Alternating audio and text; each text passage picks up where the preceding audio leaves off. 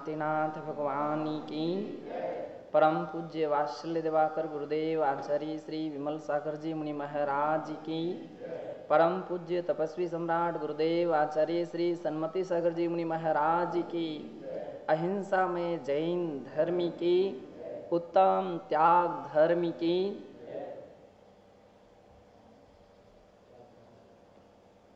आज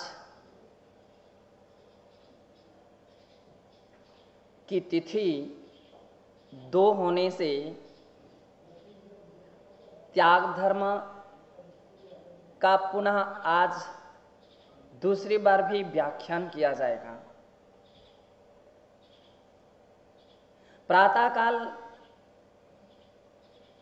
जो एक दिन पहले हम त्याग के विषय में देख रहे थे, वही त्याग की परिभाषा लिखते हुए आचार्य महाराजों ने शास्त्रों में परिभाषा निर्धारित की है, जिसमें कहा है संयतस्य योग्य ज्ञानादि दानम त्यागः। संयत के योग्य ज्ञान आदि का दान करना, इसका नाम त्याग है। और जब हम इस परिभाषा पर पहुंचते हैं तो दान और त्याग एक जैसा नजर आता है। दान और त्याग एक ही सिक्के के 2 पहलू आते हैं, लेकिन जब हम किसी दूसरी दृष्टिकोण से देखते हैं तो दान और त्याग में काफी अंतर दिखता है।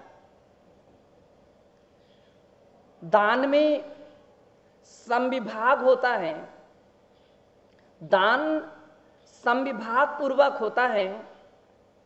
दान प्राप्त हुई सामग्री में से, कमाई गई सामग्री में से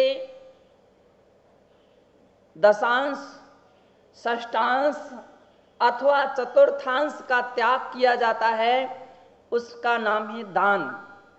उसमें सीमित है, विभाग है। प्राचीन काल में व्यक्ति उतना ही कमाता था कि जिसमें से एक हिस्सा वो अपने परिवार के संचालन में रखता था, एक हिस्सा भविष्य में परिस्थितियों की पूर्ति के लिए रखता था, एक हिस्सा व्यापार में लगाता था और एक हिस्से का दान करता था। समय बदला कि वह 4 हिस्से 6 हिस्से में बटे, 4 हिस्से 6 हिस्से में बटे और वह षष्ठांश दान प्रारंभ हुआ। समय और बदला कि दशांश जो था उसका दान किया गया। आज जब हम वर्तमान की स्थिति देखते हैं तो ऐसा नजर आता है कि अब दशांश भी आगे काफी दूरी तक बढ़ गया। बढ़ नहीं गया, यानी दान घट गया। दान घट गया और इतना घट गया कि शायद समविभाग की दृष्टिकोण से देखते हैं तो दान बहुत सीमित रूप में रह गया। दान आंशिक होता है, अंशरूप होता है। इसलिए आचार्यों ने दान के लिए साक्षात परंपरा का हेतु नहीं कहा, साक्षात मोक्ष का हेतु नहीं कहा, परंपरा से मोक्ष का हेतु कहा। लेकिन त्याग में तो सर्वस्व का त्याग होता है, त्याग में सर्वस्व का त्याग होता है। इसलिए त्याग जो है वो साक्षात मोक्ष का कारण है। त्याग साक्षात मोक्ष का कारण है। त्याग में मूल और बीज, मूल और ब्याज दोनों ही छोड़े जाते हैं। त्याग में मूल और ब्याज दोनों ही छोड़ दिए जाते हैं, जबकि दान में मात्र ब्याज ही छोड़ा जाता है। तो जब हम इस प्रकार से देखते हैं तो त्याग और दान में बहुत अंतर है। बहुत सारे लोग जब त्याग करते हैं तो इसलिए त्याग करते हैं कि मुझे कुछ मिलेगा, लेकिन इसके समाधान में आचार्य पूज्यपाद स्वामी ने कहा, त्यागः श्रेयसे वित्तः मवित्तः संचनोति यः स्वशरीर स्वपंकेने विलंपाति स्वशरीर स्वपंकेने विलंप्यानि स्नास्यामीति विलंपति। वे लिखते हैं कि दान के लिए कोई कमाई नहीं करना चाहिए, त्याग करूंगा इसलिए संग्रह नहीं करना चाहिए, और जो इस प्रकार से करता है तो उसका त्याग या उसका दान उसी प्रकार से है कि जैसे कोई व्यक्ति कहे कि स्नास्यामी, मैं नहाऊंगा इसलिए कीचड़ को शरीर पर लिपेट लो, पैर को कचड़े में कीचड़ में डाल दीजिए क्योंकि धोना है। लेकिन कीचड़ में पैर डाल करके धोना ये कोई समझदारी नहीं है। कीचड़ में पैर डाल करके धोना ये कोई समझदारी नहीं है। समझदारी तो इसमें है कि कीचड़ में पैर डालना ही नहीं, पैर ही नहीं देंगे तो धोने की आवश्यकता नहीं पड़ेगी। परम पूज्य आचार्य समंत्रभद्र लगभग आज से 1800 वर्ष पूर्व हुए, जिन्होंने अपने रत्नाकरंडक श्रावकाचार के अंदर में इस विषय में बहुत सुंदर व्याख्यान लिखा। उन्होंने कहा कि गृहस्थ जीवन जो है वो एक पाप का जीवन है। गृहस्थ कितना भी प्रयास करे कि हिंसा ना हो, झूठ ना बोलना पड़े, लेकिन फिर भी उससे हिंसादि पाप नियम से होते हैं, नियम से होते हैं। और जो पाप होते हैं तो उसको धोने का तरीका भी होना चाहिए। तो उसका तरीका है कि गृहस्थ को दान देना चाहिए। जो गृहस्थ दान देता है वह दान उसके प्रतिदिन के पापों के लिए धो देता है। लिखा है, ग्रह कर्मणापि निचितम कर्म विमष्ट खलो ग्रह विमुक्तानाम अतिथीनाम प्रतिपूजाम रुधिर्मलम धावते वारी। गृहस्थ जीवन में उपार्जित जितने भी कर्म हैं, आरंभ सारंभ के माध्यम से प्राप्त हुए जो कर्म हैं, नाना प्रकार के पाप से प्राप्त हुआ जो कर्म है, बंध को प्राप्त हुआ जो कर्म है, उसको धोने का सुगम और सरल तरीका है कि अतिथीनाम प्रतिपूजाम। अतिथि यानी सत्पात्र हैं, उनकी प्रतिपूजा यानी उनके लिए दिया गया दान जो है वह एक माध्यम है। वह पापों के लिए उसी प्रकार से धो देता है जैसे रुधिर मलम धावते बारी, जैसे वारी यानी पानी खून के लिए धो देता है। दाग लगे हुए वस्त्र में उसके लिए शीघ्र ही धो देता है। ठीक इसी प्रकार से दान से कर्म धुल जाते हैं, दान से कर्म धुलते हैं। यही कारण है कि जैन दर्शन में दान का और दानों में 4 प्रकार के दानों का बड़ा महत्व है। वर्तमान में अपन देखते हैं कि जिस समय साधुजन आहार के लिए निकलते हैं और जब विहार के लिए निकलते हैं तो हर गृहस्थ पवित्र भावना रखता है, हर चौके वाला इंतजारी करता है, प्रतीक्षा करता है कि महाराज हमारे चौके में आ जाए।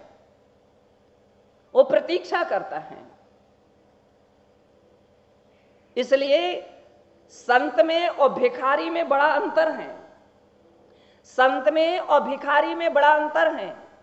भिखारी रोटी की प्रतीक्षा करता है और संतों की प्रतीक्षा रोटियां करती हैं।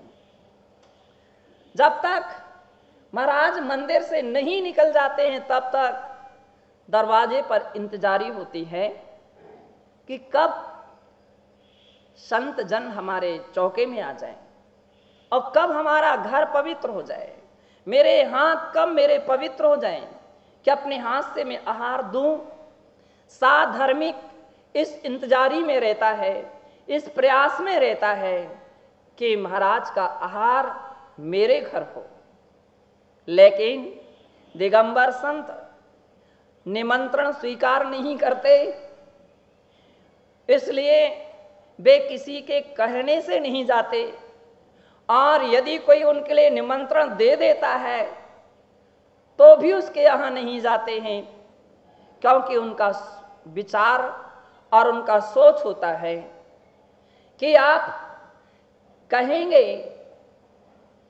और यदि मैं जाऊं तुम्हारे कहने से तो तुम जितना भी आरंभ सारंभ करोगे, रसोई बनाओगे, वह सब हमारे निमित्त से बनाओगे, और उसमें जितनी भी हिंसा होगी, झूठ बोला जाएगा, जो कुछ भी पाप होगा उसके कथनचित भागीदार हम हो जाएंगे। इसलिए संत उद्दिष्ट भोजन के त्यागी होते हैं, वे निमंत्रण के त्यागी होते हैं, निमंत्रण को स्वीकार नहीं करते हैं। साथ ही यदि निमंत्रण स्वीकार करने लग जाएं तो एक दिन में बहुत सारे निमंत्रण आ जाएंगे, सभी को संतुष्ट नहीं किया जा सकता है, अथवा कभी गरीब भी आ सकता है और कभी अमीर भी आ सकता है, और उसके संतुलन को बनाना बड़ा कठिन हो जाएगा। इन सारी बातों को ध्यान में रखते हुए वे निमंत्रण स्वीकार नहीं करते। वे अपना व्रत परिसंख्यान, आखड़ी, अविग्रह लेकर के आहार के लिए जाते हैं, और जहां उनका अविग्रह मिलता है वहां वे आहार किया करते हैं। तो संतों के लिए रोटियां इंतजार करते हैं और भिखारी रोटियों की इंतजारी में रहता है। इसलिए कहा गया है कि संत जीने के लिए खाते हैं, संत जीने के लिए खाते हैं, और आम व्यक्ति आप सब खाने के लिए जी रहे हो। दोनों में काफी अंतर है। एक खाने के लिए जी रहा है, एक जीने के लिए खा रहा है। इसलिए जो आप भोजन करते हो तो आपका भोजन भोजन है, संत का आहार करना भोजन नहीं है, वो आहार है। क्योंकि जब आप भोजन करते हो तो आप टेस्ट लेते हो, आप स्वाद लेते हो, आपके अंदर में इच्छाएं रहती हैं, अमुक वस्तु तैयार कर दी जाए, अमुक वस्तु खाऊंगा, अमुक वस्तु बना दीजिए, आज अमुक वस्तु बनाएंगे। ये जो भावनाएं छिपी है तो इसमें आसक्ति भाव है।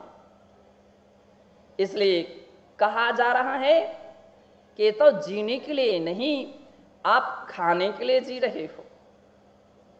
ये सारी बातें खाने की हैं, और खाने के लिए जीना कोई जीना नहीं है, वह जागते हुए एक मरना ही मरना है। और जब जीने के लिए खाया जाता है, जब जीने के लिए खाया जाता है तो उसमें कोई टेस्ट नहीं रखा जाता, कोई इच्छाएं नहीं रखी जाती, कोई शर्त नहीं रखी जाती है।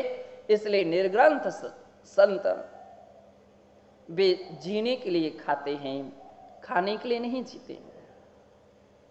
भिखारी रोटियों की परिक्रमा लगाता है, रोटियों के चक्कर लगाता है, लेकिन निर्ग्रंथ श्रमण की रोटियां परिक्रमा लगाती हैं, रोटियां परिक्रमा लगाती हैं। भिखारी के लिए चाहे जैसा दे दिया जाए, चाहे जब दे दिया जाए, वह तब लेने के लिए तैयार है और जैसा दिया जाए वैसे लेने के लिए तैयार हो जाता है।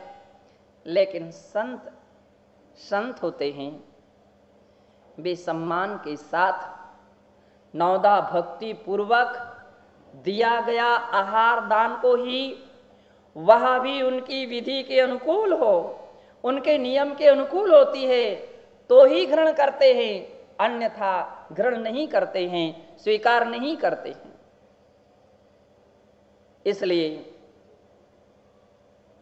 संतों का के लिए, सत पात्रों के लिए दिया गया दान दान कहलाता है, जिसके लिए परम पूज्य आचार्य उमा स्वामी ने कहा, अनुग्रहार्थम स्वस्याति सर्वो दानम। पात्र के लिए दान क्यों देना चाहिए, अन्य सभी के लिए दान क्यों नहीं देना चाहिए? तो कहते अनुग्रहार्थम स्वस्याति सर्गो, अपना या दूसरे का उपकार हो, और वह भी धर्म का उपकार हो, मोक्ष मार्ग का उपकार हो, इस पावन दृष्टि से आहार दान दिया जाता है। श्रमणों के लिए आहार दान देते हैं तो उनसे धर्मोपदेश मिलता है, उनसे कुछ सीखने की, समझने की प्रेरणा मिलती है, अच्छे रास्ते पर चलने के लिए संस्कार मिलते हैं। यह तो अपना उपकार हो रहा है, और जो हम आहार दान देते हैं इसके माध्यम से वे साधना करते हैं, और साधना करके कर्मों का क्षय करके निर्वाण प्राप्त करते हैं। यह उनका उपकार है। परम पूज्य गुरुदेव आचार्य श्री विमल सागर जी महाराज हमेशा एक बात बोलते थे, एक पाव आटे में मोक्ष मिलता है। तो एक बार मैंने पूछा कि गुरुदेव इसका तात्पर्य क्या है? बोले बिल्कुल सही है, एक पाव आटे से व्यक्ति अधिक खाता नहीं है और इतने मात्र से मोक्ष मिल जाता है। इतना सा दान देने वाला श्रावक परंपरा से निर्वाण का भागीदार बन जाता है। एक गृहस्थ का धर्म है। परम पूज्य आचार्य वीरसेन महाराज धवला की टीका लिखते हुए वे 8वीं पुस्तक के पृष्ठ 87 में एक बात बहुत अच्छी लिखते हैं। वे कहते हैं दान तो गृहस्थ के योग्य होता है, त्याग साधु के योग्य होता है, क्योंकि दान में कदाचित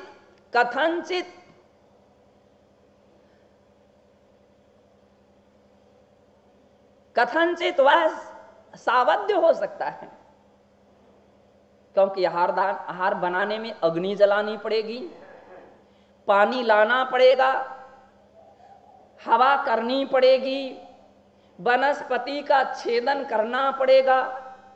ये सारे के सारे आरंभ छिपे हुए हैं। तो दान कदाचित सावध्य रूप होता है, लेकिन त्याग जो है वो निर्वध्य रूप होता है। इसलिए गृहस्थ यह जो दान है वह दानम पासु अपरिचागदा, प्रासुकता का अपरित्याग रूप जो दान होता है, जो कि घरत्थेषु संभवति तस्य चरित्राभावात्, गृहस्थों के लिए ही संभव हो सकता है, ये मुनियों के लिए संभव नहीं हो पाता है। इसलिए गृहस्थ जन दान देते हैं, और जब दान देते हैं तो उसके विषय में सारी बातों का ध्यान रखते हैं। दान हर व्यक्ति नहीं दे सकता है, और हर व्यक्ति के द्वारा नहीं दिया जाता है। उसकी विधि है कि जिसके लिए तत्वार्थ सूत्र में कहा, विधि द्रव्य दात्र पात्र विशेषास तद विशेषः, अर्थात जो विधि के साथ दिया गया है दान वह दान है, और विधि का अर्थ है नवधा भक्ति। पूज्यपाद आचार्य महाराज ने सरवार सिद्धि में और अकलंक देव ने राजवार्तिक में जब इसकी विधि की परिभाषा लिखे तो उन्होंने कहा नवधा भक्ति प्रतिग्रहोच्चासन पाद प्रक्षालन नमर्चनम ए नौधा मनोवाक काय शुद्धिस पिंड शुद्धिस तथैव च। ये नौधा भक्ति है। प्रतिग्रह, द्वारापेक्षण होना चाहिए। अपने द्वार पर खड़े होकर के हे स्वामी नमोस्तु नमोस्तु नमोस्तु अत्र अत्र अत्र तिष्ठो तिष्ठो तिष्ठो, ऐसा आप सब बोलते हैं। बड़ी प्रसन्नता से बोलते हैं, बड़ी आनंद के साथ बोलते हैं। कितना आनंद उस मौके पर होता है जिस क्षण में साधुजन आहार चर्या के लिए इस प्रकार से निकलते हैं। प्रतिग्रह किया जाता है, पड़गाहन किया जाता है। और यदि मुनि महाराज की विधि मिल गई, खड़े हो गए, तो फिर भक्ति से विभोर होकर के 3 परिक्रमा लगाई जाती हैं। लेकिन नीचे देख करके कहीं किसी चींटी पर पैर ना पड़ जाए, किसी जीव जंतु पर, घास आदि अपवित्र वस्तु पर कहीं पैर ना पड़ जाए। यदि ये कुछ हो गया तो महाराज वहां से आगे बढ़ जाएंगे। तो विधि पूर्वक पड़गाहन किया जाता है। आकुलता व्याकुलता के साथ नहीं, प्रसन्नता के साथ पड़गाहन किया जाता है। ये विधि है। जैसे ही प्रतिग्रह होता है महाराज के लिए मन शुद्धि, वचन शुद्धि, काय शुद्धि, आहार जल शुद्धि। स्वामी भोजनशाला में प्रवेश कीजिए और चौके में प्रवेश करने के पहले प्राशुद्ध पानी से अपने पैर धो लिए जाते हैं। संत जन अपने कमंडल से पैर धो लेते हैं। यदि आरिका माता जी हैं तो उनके लिए भी विधि है। हे माता जी, बंदामी बंदामी बोलते हैं। छुल्लक जी हैं तो हे स्वामी इच्छामी इच्छामी, इस प्रकार से बोलते हैं। और यदि कोई सामान्य श्रावक भी है तो भैया जी आइए, क्योंकि वो निमंत्रण स्वीकार कर सकते हैं। दीदी आइए, आज आपका भोजन हमारे यहां होगा। ये उसका आमंत्रण है, ये उसका सम्मान है। और जब जैसी अंदर प्रवेश करते हैं तो पैर धो लेते हैं। चौके में जाकर के उच्च आसन दिया जाता है, उच्चासन दिया जाता है। प्रार्थना की जाती है कि हे स्वामी उच्चासन ग्रहण कीजिए। ये दूसरी भक्ति हुई, उच्चासन। और तीसरी भक्ति है पाद प्रक्षालन। भक्ति पूर्वक प्राशुद्ध जल से उनके पैर धोना, सत्पात्रों के पैर धोना, ये तीसरी भक्ति है। और चौथी भक्ति है अर्चना। अष्ट द्रव्य से अर्चना करना चाहिए। पाद प्रक्षालन के बाद यदि निर्ग्रंथ मुनि हैं तो उनका गंधोदक लिया जाता है। छुल्लक जी छुल्लिकाओं के गंधोदक नहीं लिए जाते, मध्यम जघन्य पात्रों के गंधोदक नहीं लिए जाते।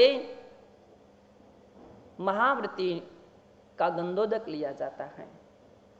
पाद प्रक्षालन के बाद अर्चना की जाती है। अष्ट द्रव्य से अलग अलग पूजा की जाती है। और जल से, चंदन से, अक्षत से, पुष्प से, नैवेद्य से, दीप से, धूप से, फल से, और इसके पहले स्थापना भी की जाती है।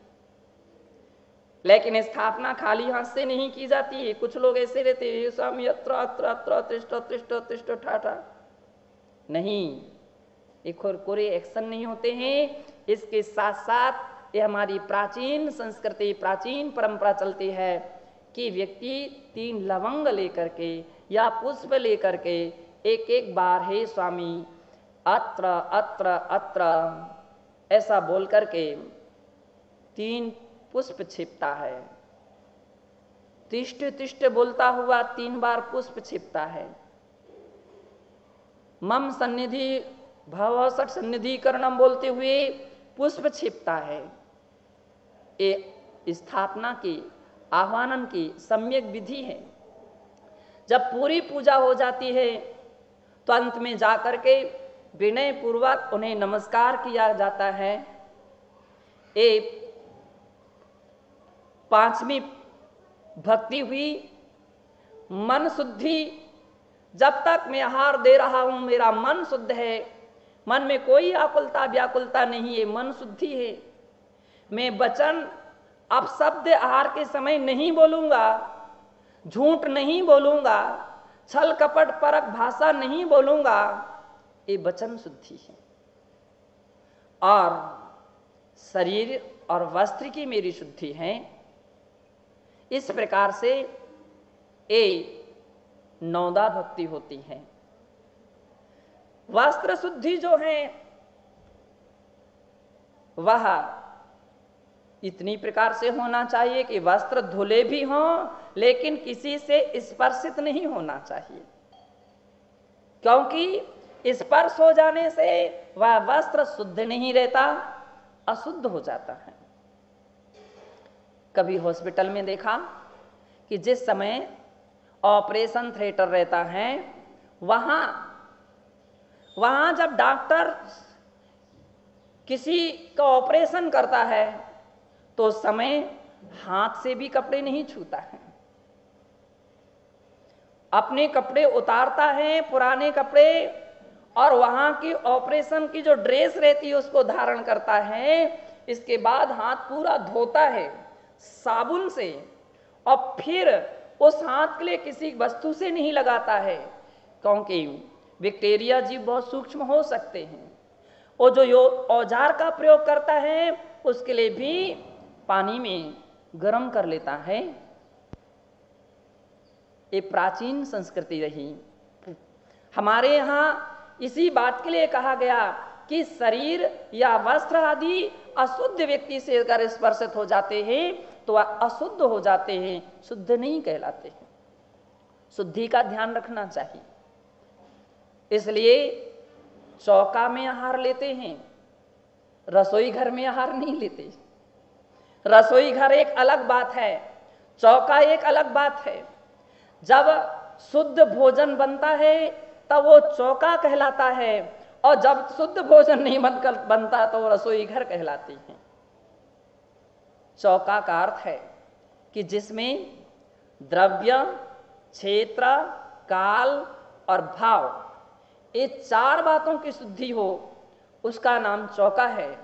और जहां इन चार बातों की शुद्धि नहीं रहती वो रसोई घर है कोरा, वो चौका नहीं है। संत चौके में आहार लेते हैं। 16 वाले व्यक्ति उनको आहार दे सकते हैं। एक व्यक्ति ने पूछा कि ये 16 क्या कहलाता है। प्रश्न खड़ा है कि 16 क्या कहलाता है, तो जिसमें मन, वचन, काय और आहार, जल, इन चार बातों का द्रव्य, क्षेत्र, काल और भाव पूर्वक दान दिया जाता है। तो इस प्रकार से चार का 4 में इंटू कर देने पर, गुणा कर देने पर 16 हो जाता है और उसे 16 कहते हैं। जब इसके भंग बनाते तो 16 प्रकार के भंग बन जाते हैं, तब कहीं वो 16 कहलाता है। इस प्रकार से नवदा भक्ति पूर्वक जब दान दिया जाता है उसके लिए ही वह भी प्रासुक हो, मर्यादित हो, और ऐसा आहार भी मुनियों की विधि परक है, तब फिर वो लेते हैं। इसलिए आचार्य महाराज ने कहा ये सारी विधि है। द्रव्य शुद्ध होना चाहिए, या द्रव्य है वह विधि विशेष है, ये द्रव्य विशेष है। और दात्र विशेष, आहार देने वाला जो दाता है, जो आहार देता है उसे दाता कहते हैं। और दाता तो बहुत ऊंची वस्तु है। उस क्षण में दाता मां का रूप लेता है और साधु एक बेटे के रूप को धारण करते हैं। जैसे मां अपने बेटे के लिए बड़े प्रेम से और सोच विचार करके आहार कराती है, भोजन कराती है, ठीक इसी प्रकार से उस क्षण में आहार देने वाला दाता मां की तरह ममता भाव से युक्त होकर के सोच समझ करके विनय के साथ, सम्मान के साथ और हर्ष के साथ आहार कराता है, आहार दान करता है, देख देख करके एक एक वस्तु देता है। ये दाता की भूमिका है। ये दात्र विशेष है। और दात्र विशेष में कहा गया है कि दाता जो है वह शुद्ध वस्त्र पहनने वाला होना चाहिए, शराबी नहीं होना चाहिए, मांसाहारी नहीं होना चाहिए, अष्टमूल गुण को धारण करने वाला होना चाहिए। उसके गले में यज्ञोपवीत के संस्कार किए जाते हैं और इसलिए फिर पूछना नहीं पड़ता है कि ये व्यक्ति अष्टमूल गुण का धारी है या नहीं। धर्म का प्रतीक चिन्ह जो है वो यज्ञोपवीत धारण करता है और इसके साथ ही साथ वह सुयोग्य होना चाहिए। उसके कुल में, उसके जीवन में, आचरण में कोई दाग नहीं होना चाहिए। ऐसा व्यक्ति आहार दान के योग्य माना जाता है। सांगोपांग होना चाहिए। अंधा व्यक्ति, काना व्यक्ति, लूला लंगड़ा व्यक्ति, जिसके अंगुलियां कटी हुई हैं, आंख खराब है, ऐसा व्यक्ति आहार दान के योग्य नहीं माना गया। जिसके शरीर पर सफेद दाग हो गए हों अथवा कदाचित जिसके घर में शोर सूतक लगी हो, बहुत सारी इस प्रकार की दाता की बातें शास्त्रों में कही गई हैं, वो दाता कहलाता है। इन सारे दोषों से जो रहित है वो दाता है। और उसके गुण होना चाहिए। तो शास्त्रों में 7 प्रकार के गुण कहे गए। 7 दाता के गुण हैं: श्रद्धा, भक्ति, विज्ञान, अलुब्धता, क्षमा और सत्व। श्रद्धावान, जिसके लिए पात्र पर और धर्म पर विश्वास है, वो श्रद्धावान है। श्रद्धा, नौदा भक्ति, जिसके अंदर में नम्रता है वह भक्तिवान है। श्रद्धा भक्ति के साथ क्षमावान होना चाहिए। क्रोध के कारण कूट भी मिलने पर भी जो क्रोध ना करे वो क्षमावान है। सत्व यानी दयावान होना चाहिए। करुणा से भरा हुआ उसका हृदय होना चाहिए। हृदय में कोमलता होना चाहिए, वो ही दान दे सकता है। अलोभी होना चाहिए, निर्लोभी होना चाहिए। लोभी व्यक्ति वो सम्यक प्रकार से दान नहीं दे सकता है, इसलिए विशेषण दिया है कि निर्लोभी व्यक्ति होना चाहिए। इसका अर्थ यह भी नहीं कि शक्ति से अधिक खर्चा कर दिया जाए।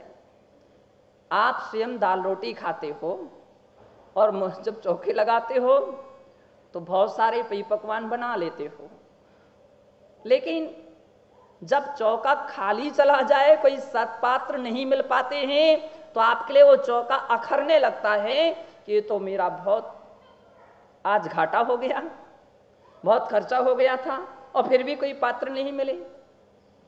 कहीं 2 दिन, 3 दिन, 4 दिन खाली चला जाए, कोई पात्र ना आ जाए, तो आपके लिए एक सिरदर्दी बन जाता है वो चौका। इसलिए आचार्य गण कहते हैं कि चौका स्वाशक्ति के अनुसार अपनी सामग्री उसका प्रयोग होना चाहिए। कभी किसी की देखा सीखी नहीं करना चाहिए। एक अमीर व्यक्ति है, वह 56 पकवान बना सकता है, लेकिन उसकी पूर्ति बराबरी कोई गरीब ना करे। आप 2 प्रकार के आइटम बना सकते हैं, तो 2 प्रकार के आइटम में भी साधुजन संतुष्ट हो जाएंगे। वे कभी इस बात की गिनती नहीं गिनते हैं, वे कभी इस बात को नहीं देखते हैं कि इसके यहाँ क्या बना है, क्या नहीं बना, क्या मिलेगा, क्या नहीं मिलेगा। वे गर्त पूरण की दृष्टि से आहार करते हैं। इसलिए ये सारे संकल्प विकल्प छोड़ दीजिए कि इतना सामान बनाना पड़ेगा, बन गया तो खर्चा हो जाएगा, चौका खाली चला जाएगा तो सिरदर्दी बढ़ जाएगी। इसलिए कहा गया है कि दाता सम्यक होना चाहिए और उसमें अलोभी होना चाहिए। तो इस प्रकार से दाता के 7 गुणों से जो संपन्न होता है वह सम्यक प्रकार से दाता विशेष कहलाता है और दान दे करके प्रसन्न होने वाला होना चाहिए। दान दे मन हरख विशेष, दान दे करके मन हर्षित हो जाना चाहिए, मन मिलान ना हो जाए कि साधु जन तो लेकर के चले गए, कुछ तो हमको दिया नहीं है बदले में। क्योंकि यदि बदले की भावना हो, लेने के लिए कुछ दिया जाए, तो वह दान नहीं, एक बिजनेस है, एक व्यापार है। इसलिए ध्यान दीजिए, दाता की विशेषता होना चाहिए। पात्र का अर्थ है नाव, नाव की तरह, और वो भी लकड़ी की नाव की तरह, जो हुआ करते वे सत्पात्र कहलाते हैं। सम्यक दर्शन, सम्यक ज्ञान, सम्यक चारित्र, एक गुण जिसमें अनिवार्य रूप से अंश रूप में या परिपूर्ण रूप से पाए जाते हैं, वे पात्र कहलाते हैं। इसलिए शास्त्रों में 3 प्रकार के पात्र कहे गए हैं, उत्तम, मध्यम, जघन्य। उत्तम पात्र मुनि हैं, आरिकाएं हैं, जो महाव्रत को धारण करते हैं वे उत्तम पात्र हैं, और जो देश व्रत को धारण करने वाले श्रावक और श्राविकाएं हैं, व्रती प्रतिमाधारी हैं, वे मध्यम पात्र कहलाते हैं। और जो व्रत से सहित तो नहीं होते लेकिन सम्यक दृष्टि होते हैं। सम्यक दर्शन तीनों के साथ जुड़ना चाहिए। सम्यक दृष्टि मुनि, सम्यक दृष्टि व्रती। तो इसी प्रकार से यहाँ व्रती तो नहीं है लेकिन मात्र सम्यक दृष्टि है, वह जघन्य पात्र कहलाता है। पात्र की विशेषता से विशेषता आती है। जिस क्षण में दान दिया जाता है, कल्पना कीजिए कितना बड़ा सौभाग्यशाली वो दाता होता है। इन सारे गुणों से संपन्न दाता कितना सौभाग्यशाली होता कि साधुओं का 23 घंटे, लगभग 23 घंटे हाथ ऊपर रहता है और श्रावक का नीचे रहता है। जब भी होता है हाथ भी नीचे और सिर भी नीचे, हे स्वामी नमोस्तु नमोस्तु। और महाराज का हाथ ऊपर रहता है, शुभाशीष, धर्म वृद्धि रस्तु, कल्याण रस्तो, समाधि रस्तो, ये आशीर्वाद उनको दिए जाते हैं। लेकिन एक समय एक ऐसा होता है कि जिस समय श्रावक का हाथ ऊपर होता है और साधु का हाथ नीचे होता है, वह समय एकमात्र आहार का समय हुआ करता है। तो इस प्रकार से दान जो हैं शास्त्रों में 4 प्रकार से कहे गए, आहार दान, औषधि दान, ज्ञान दान और अभय दान। किन्हीं आचार्यों ने दूसरे प्रकार से 4 प्रकार के दान कहे, आहार दान, ज्ञान दान, उपकरण दान और आवास दान। समंत्रभद्र महाराज ने 4 प्रकार के दान रत्नकर्णक श्रावकाचार में गिनाए हैं। आहार दान में श्री सेन राजा प्रसिद्ध हुए, जिसके कारण से वे भविष्य में शांतिनाथ तीर्थंकर हुए। और औषध दान में वृषभ सेना नाम की सेठानी प्रसिद्ध हुई, जिन्होंने आहार दान दिया था और उसके माध्यम से वह विशल्या हुई और जिसके लिए सर्वौषधि प्रकार के विद्या सिद्ध थी। शरीर के स्नान का जल भी एक औषधि का काम कर जाता था। ऐसी वह विशल्या हुई। शास्त्रदान से कौंडेस नाम का एक ग्वाला था, जिसने शास्त्रदान एक मुनि महाराज को किया था, जिसके प्रभाव से भविष्य में कुंदाचार्य हुए। और अभय दान में, अभय दान या आवास दान, आवास दान देने वाला वह सूकर मुनिराज की रक्षा के लिए जिसने अपने प्राणों की भी न्यौछावर कर दिया था, वो भविष्य में स्वर्ग का देव हो गया था। तो 4 प्रकार के दान देना चाहिए। उपकरण दान का अर्थ होता है पिच्छी और कमंडल जो हैं वह श्रावक जन यथा अवसर साधुओं के लिए भेंट करते हैं। आरिका माता जी हैं, इलक छुल्लक जी हैं, त्यागी व्रती हैं, उनके लिए वस्त्र आदि का भी भेंट किया जाता है। सभी के ज्ञानाध्ययन के लिए शास्त्र भेंट किए जाते हैं। तो इस प्रकार से दान जो हैं ये चारों प्रकार के दान में प्रसिद्ध व्यक्ति हुए हैं। हम सभी को चाहिए कि हम निरंतर इस प्रकार से स्वशक्ति के अनुसार दान दें। बीरबल से अकबर ने एक बार कहा कि बीरबल, लोगों के हाथ में बाल क्यों नहीं होते? तो बीरबल ने कहा कि आपके राज्य में इतने दाता हैं, दान देने वाले हैं कि देते देते देते हे महाराज, लोगों के दान हाथ से बाल झड़ गए और हाथ में बाल नहीं हुए। अकबर ने कहा कि सभी तो देते नहीं हैं। तो बोले हाँ, सभी देते नहीं तो कुछ लेने वाले भी होते हैं। तो देने वालों के देते देते हाथ के बाल झड़ गए और लेने वालों के लेते लेते हाथ के बाल झड़ गए। फिर अकबर ने कहा कि सभी देने वाले और सभी लेने वाले भी नहीं होते हैं। तो उसने कहा, हे स्वामी, कुछ लोग ऐसे भी होते हैं जो देने वालों को देखते हैं तो हाथ मलते हैं, ओहो इतना कहां से आ गया इसके पास कि भरपूर मात्रा में दे रहा है। और लेने वाला, हे भगवान, ये तो बिल्कुल पूरा का पूरा घर लूट रहा है। और ऐसा सोचते सोचते वो हाथ मलते मलते उसके हाथ के बाल झड़ गए। अकबर बड़े प्रसन्न हो गए कि बीरबल, तुमने सत्य कहा है। दान देते समय अंदर में मन का मिलानता नहीं होना चाहिए, इसलिए लोभी का दान दान नहीं कहा जाता है। एक बार की बात थी कि एक लोभी ने अपने जिंदगी में, जीवन में सबसे एक बार किसी को दान देते हुए देख लिया। तो उसकी पत्नी ने देखा कि स्वामी का मुख तो बड़ा मिलान दिख रहा है, बहुत मिलान मुख था।